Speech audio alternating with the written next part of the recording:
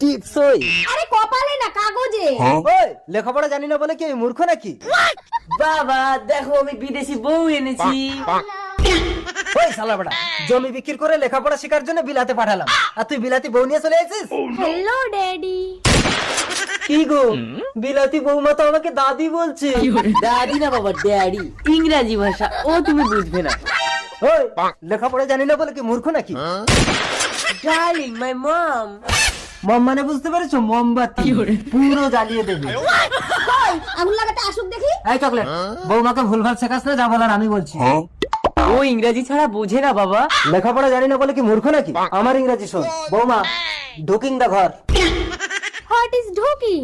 ছাড়িং দা কাপড় চোপড়, what is চপর চপর? করিং দা রান্না বান্না, দিস ইজ টিপস।